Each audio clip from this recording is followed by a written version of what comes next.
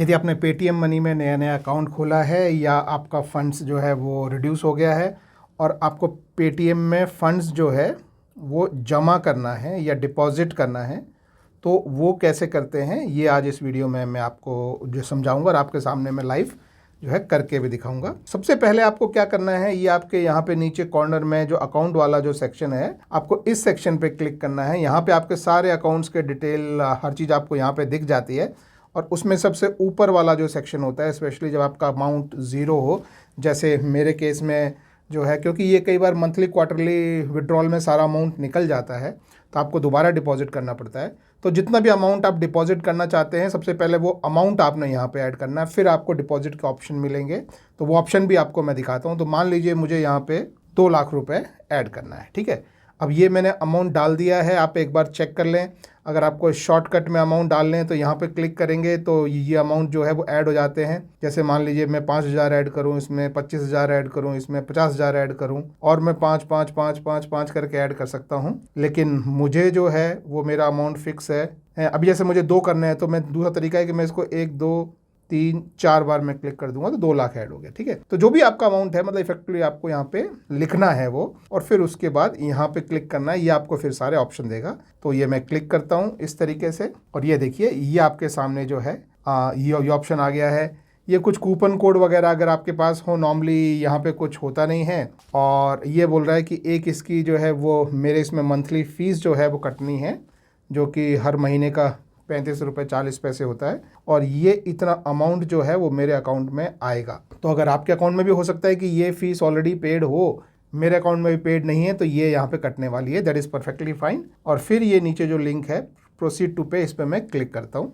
तो ये मैंने क्लिक किया, ठीक है। अभी देखिए ये एक मैसेज दे रहा है, पीछे वाली ये जो स्क्रीन है उस पर हम जाएंगे तो ये आपको इन्फॉर्म कर रहा है कि आप किसी भी बैंक से अगर आप पे करते हैं तो ध्यान रखें कि वो जो रजिस्टर्ड बैंक है आपका, उसी से ही आपका पेमेंट होना चाहिए। तो यहाँ जो लिखा है वो मैं पढ़ के बताता हूँ। Please select the same bank on your UPI app as the bank selected from this page.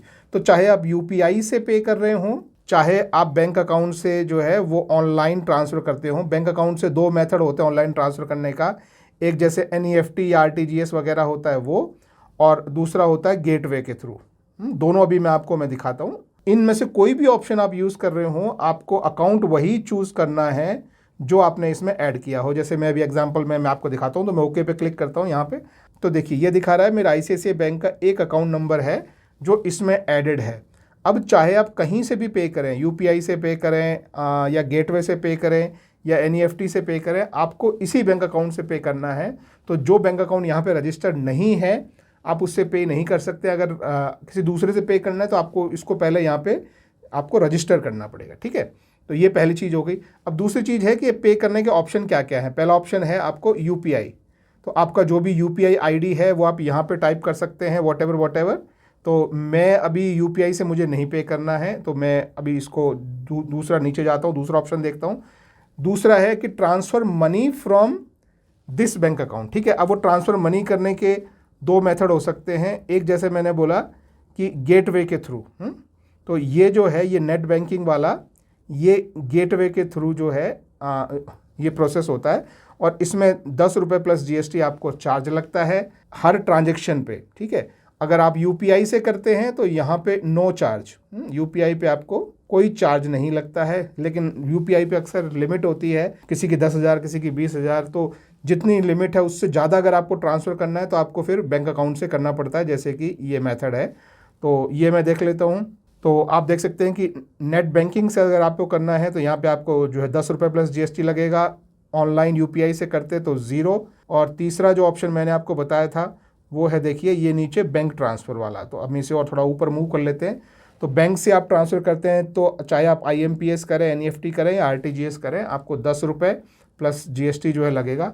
और वो करने के लिए आपको ये सारा बैंक डिटेल्स जो है वो आपको आपके अकाउंट में ऐड करना है और इसी में ही आप ट्रांसफ़र करें। कहीं और आपने कुछ अलग डिटेल डाल के अगर कर दिया तो वो ट्रांसफ़र नहीं होगा। तो ये सारे जो हैं ये सारे फीचर्स हैं। तो 3 ऑप्शन आपने देख लिए। अब मेरे केस में मैं यहाँ पे ये चेक बॉक्स पे मैं क्लिक करूँगा और फिर उसके बाद मैं आगे प्रोसीड करूँगा। तो ये मैं पे करके मैं आगे प्रोसीड करता हूँ और जैसा कि आप देख सकते हैं कि ये थोड़ा सा टाइम लेगा और मेरे बैंकिंग वाले अकाउंट पे आ जाएगा।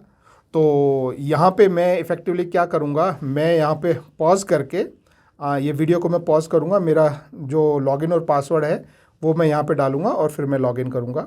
तो ये मैंने लॉगिन आईडी और पासवर्ड डाल दिया है और मैं जो है वो लॉगिन पे यहाँ पे मैं क्लिक करता हूँ और आप देखेंगे कि ये मेरे जो है अकाउंट में जाएगा।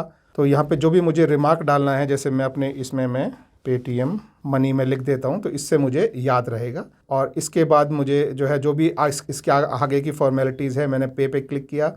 अब ये आगे की नेक्स्ट जो फॉर्मेलिटीज़ है, तो ये मेरे नेक्स्ट पेज पे आ गया है। अब यहाँ से मैं अपने जो है ग्रिड की इन्फॉर्मेशन मैं यहाँ पे डाल देता हूँ। तो ये मैंने तीनों इन्फॉर्मेशन जो है डाल दी है। इसके बाद मैं जो है वो सबमिट कर देता हूँ। तो सबमिट करने के बाद ये मुझे एक OTP मेरे फ़ोन नंबर पे भेजेगा। तो मैं अपने फ़ोन नंबर पे OTP चेक कर लेता हूँ और जो OTP आ गया है वो यहाँ मैं डाल देता हूँ। ये OTP डालने के बाद मैं सबमिट पे क्लिक कर देता हूँ।